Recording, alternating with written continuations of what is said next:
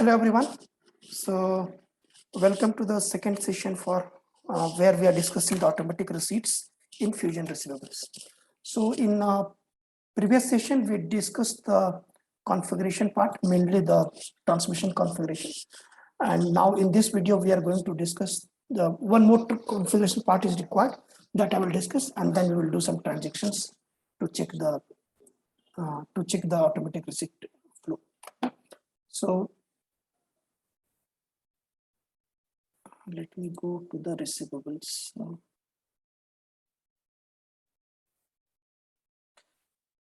Okay. Now let me just to put a perspective of what I'm going to show. Let me give an example. Day-to-day life, generally, which we see in our life, which we can relate to the automatic receipt kind of scenario. So let us say I take a loan from a bank, right? I take a loan from the bank, let us say bank one.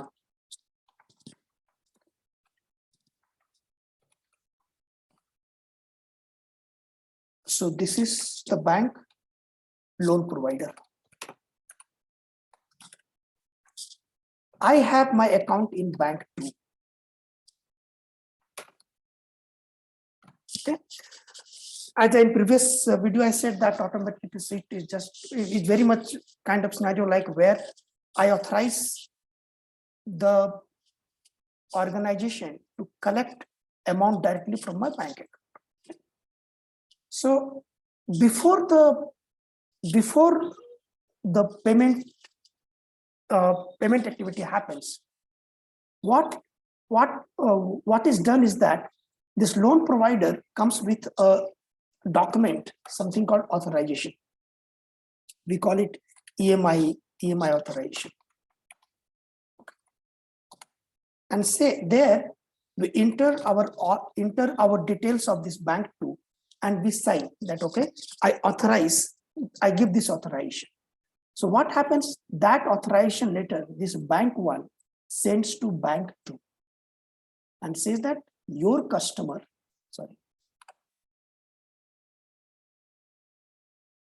your customer has given the authorization to get certain amount every month from bank two to bank one. So we create a authorization in Fusion that is known as debit authorization. So this is what happens outside of the application in normal cases. So now let us go back. Now this debit. So what happens every month whenever we send this payment information as a payment instrument, we must include the debit authorization indicator. Otherwise, this bank will not be able to know the authenticity of this payment request. Okay. Now, what do we do to map this particular thing in application?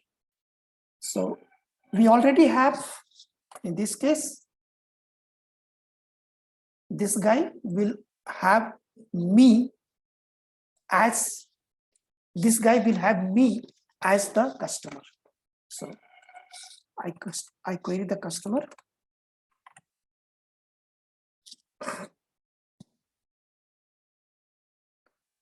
Then on the customer detail, we attach a payment detail such as bank account. And here we provide that reference identifier, the authorization number. See here. So whatever the authorization code we get from this bank, that is recorded here.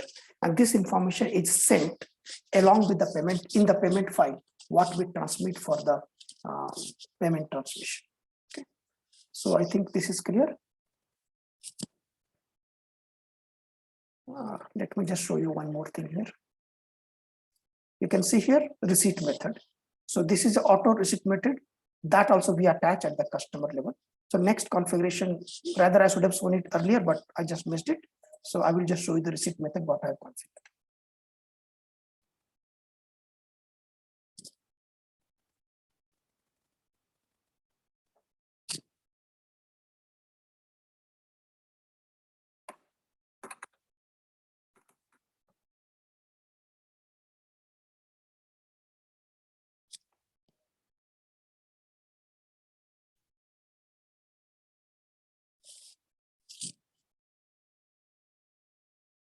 So the creation method will be automatic because this is not a manual creation of receipt, it's rather a automatic creation. So creation method is automatic. So few things I will just highlight, important things which are related to automatic receipt. One thing, creation method must be automatic. Then we create the receipt method as usual. We attach the bank account as usual. Specific thing related to automatic receipt is the automatic processing. Now here we have, how do you want to create the payment, the receipt? Is it invoice to invoice, like one per invoice, one per site, or one per customer? So if I select one per customer, what will happen? That let us say for that customer, I created these two invoices. So when I run the automatic receipt, system will create one receipt combining both these invoices. But if I select, let's say, one per invoice, then in this case, for invoice number one, there will be one receipt. For invoice number two, there will be another receipt. That's one thing. Now here there is something called automatic print template. Now this is like the moment I transmit or create this particular automatic this payment, I must intimate to the customer that I have created this and I'm transmitting this to your bank. So that's the intimation kind of template, which template you want to use. So that is it.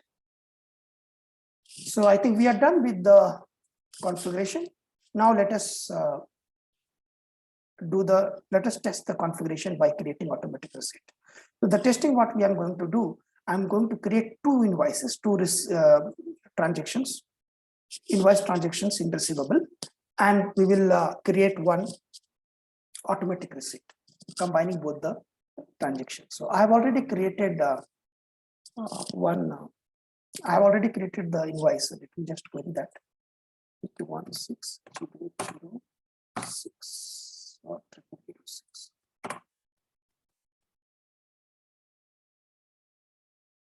It's not there. Yeah.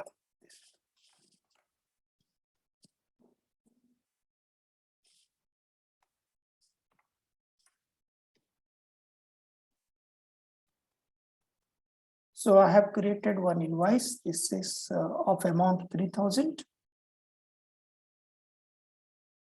Let me just show you this.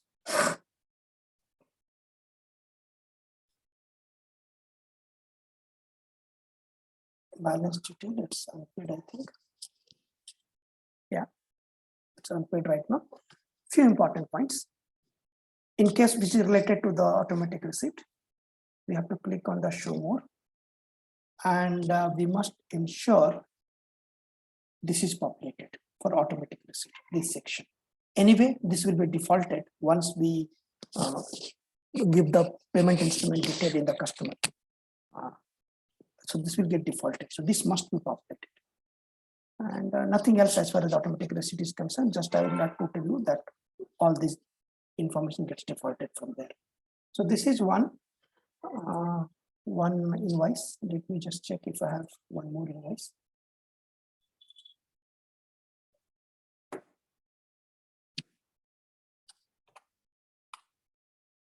So this is one amount.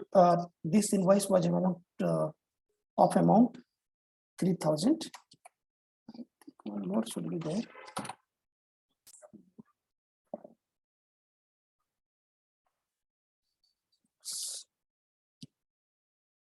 Okay, let me just duplicate this. I'll create one more invoice because I wanted to club two invoices. So I must have two invoices to complete.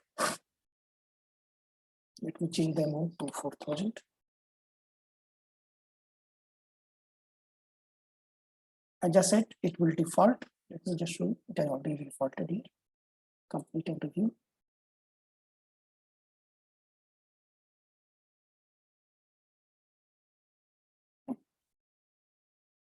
So once this is done, so we have two invoices for the customer. Okay. Now let us go to, now it's time to create the automatic receipt. So go to accounts receivable. We have here create automatic receipt. Business unit, receipt method. You want to select the customer, you can do that. or else we can leave it. Submit, approve, and format.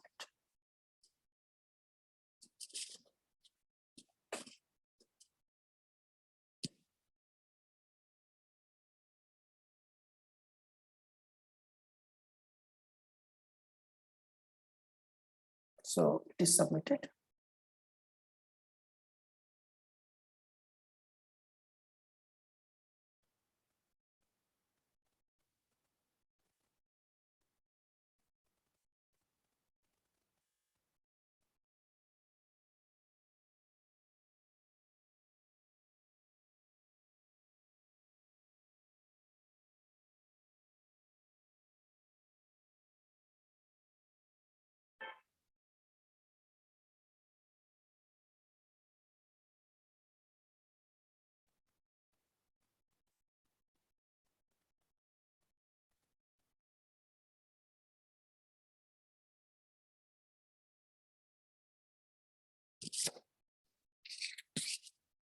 So if you see here, okay, let me just show what does this report.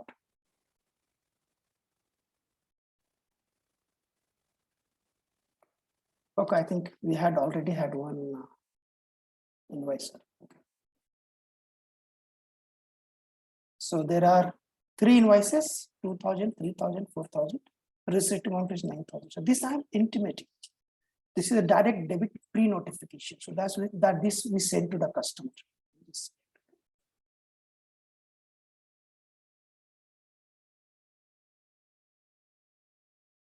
Okay. One more thing I wanted to show you. Let me go to. So this is what we only created the receipt right now. Okay, nothing else has happened. So let me show the receipt if I can.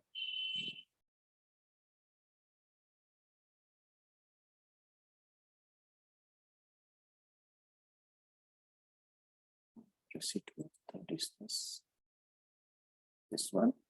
The receipt date will be today. This is what we created just now. And receipt amount is 9,000. I don't think the amount is there. Okay, that is good. I've already created one more invoice, one more receipt before this. So probably this is the receipt which got created just now.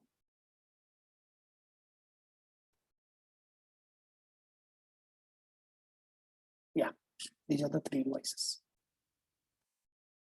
Okay, so the moment this is created, we can see one. Just check if it is still active.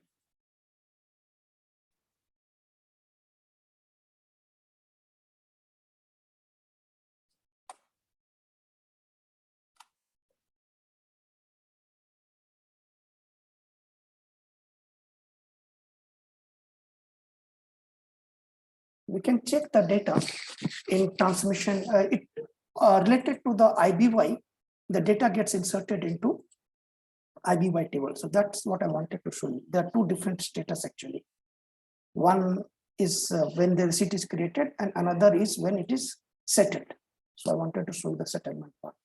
Right now it is not settled. It's only the receipt which got created. Okay. So that is the difference I wanted to show. So let me just query that table where data gets stored. The amount is 9,000. So right now we'll find only one record because receipt is only created. It is not settled.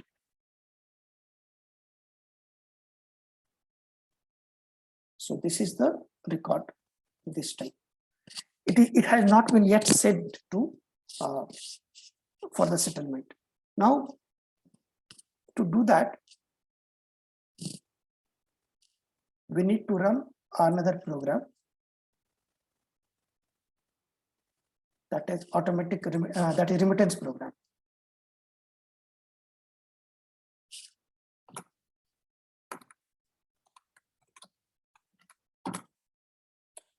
Once we do this, this is the program which will send the file to my UCM.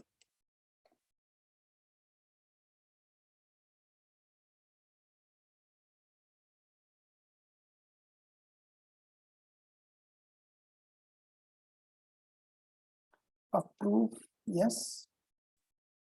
Uh,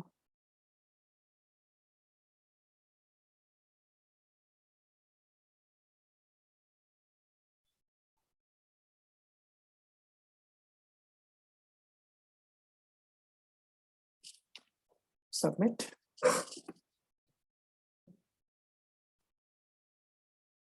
We'll wait this to be completed, and then we will requery the table which we just queried.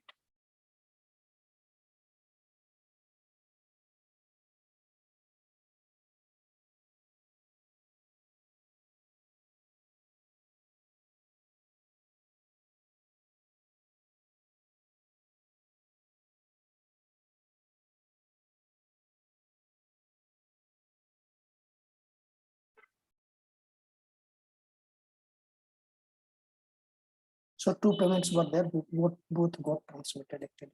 1,000 and there's one payment as 1,000, 9,000, and another one was 3,000. So both got transmitted here. So let me just query this table now once again.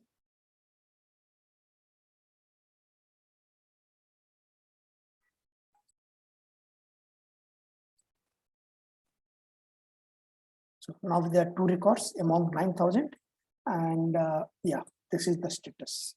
This batch. So this means it's already settled. There is another status code somewhere which should be 0. That means there is no more pending action on this particular payment. Yeah, status is 0. So that's what I think. That is how the automatic receipt works in Fusion Receivables. I hope it was. I hope this session was useful. Thanks a lot for watching. Bye for now.